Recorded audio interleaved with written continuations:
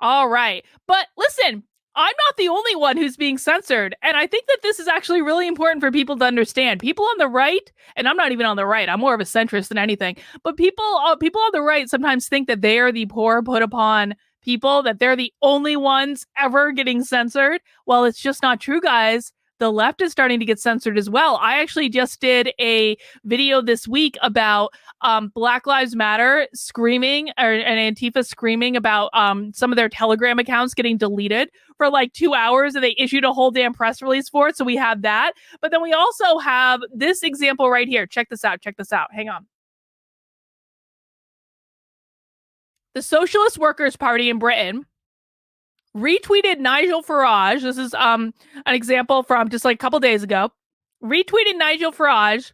Nigel was saying, maybe this will teach the radical left a lesson about censorship. And then they retweeted him and said, jog on, you racist bigot. Free speech is not about your right to push Islamic racist propaganda.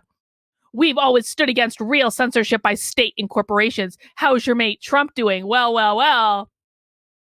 Not too long after that, breaking! Facebook has shut down a major left-wing group in Britain. Why is Facebook silencing political activists who speak out for Palestine and Black Lives Matter? Read the press release here! And I know that we shouldn't laugh at them because all censorship is bad and we are free speech absolutists on this site. But listen, man, a little comeuppance, never a bad thing so far as I'm concerned. Just a little comeuppance, just a little bit, just a little. But that's not the only one. Check out this story. Katie Couric, Jeopardy gig in peril.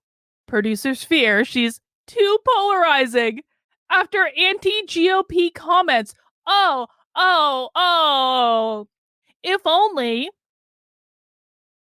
only people like Katie Couric had advocated for not canceling people based on their political beliefs. Oh my God, isn't it ironic that these people who for years, were canceling people based on their political beliefs, and now all of a sudden, oh my God, it's happening to me. No. Let's read this from Fox News. This was published a day ago. Jeopardy producers are reportedly concerned about Katie Couric's controversial comments bashing the Republican Party ahead of her planned guest hosting duties on the long-running game show. Last week, Couric appeared on Real Time with Bill Maher, where she spent much of the show trashing President Trump in his final days in office. But what made headlines were her comments about Trump's backers on Capitol Hill, who fueled the former president's election challenge. It is so shocking. Not only are they conceding, Bill, but their thoughts that there might have been some collusion among members of Congress. Some are refusing to go through the magnetometers to check for weapons. They're not wearing masks during the siege, Couric began. I find it really bizarre, isn't it? When you think about how AWOL so many of these members of Congress have gotten. But I also think some of them are believing the garbage, not the garage.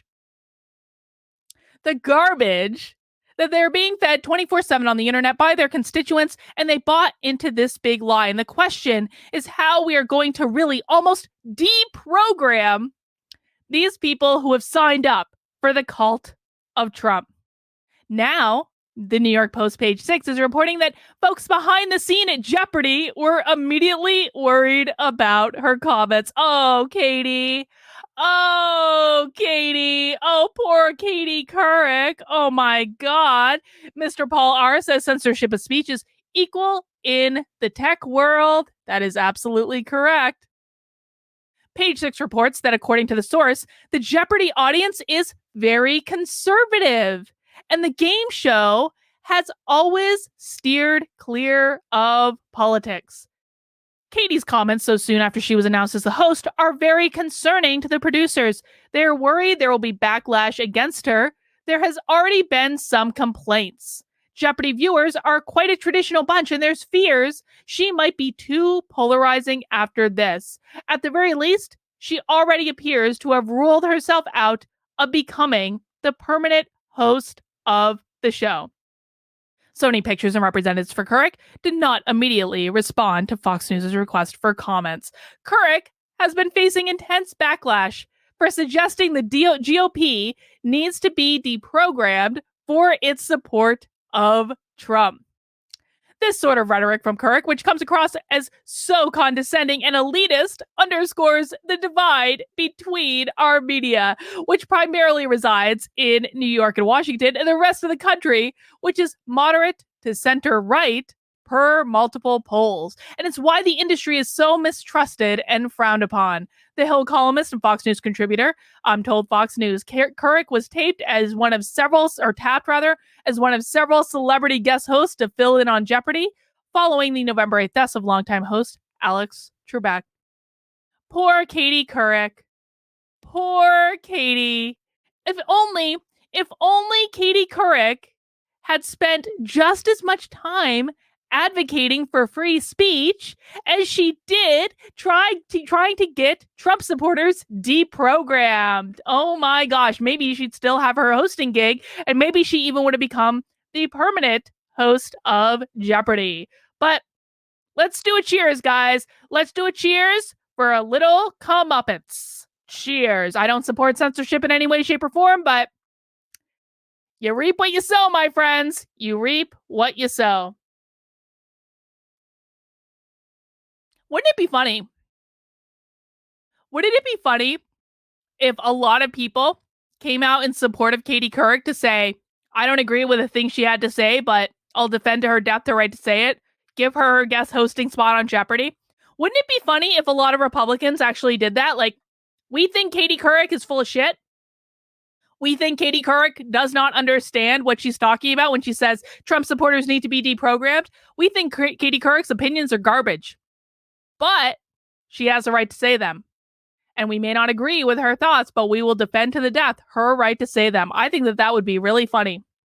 Multi-Drider says one on Styx Hexenhammer exclusive video agreed that the next 10 to 20 years, this will be remembered as a dark age of identitarianism, not enlightenment. I tend to agree with that. We'll see how long this actually goes on for.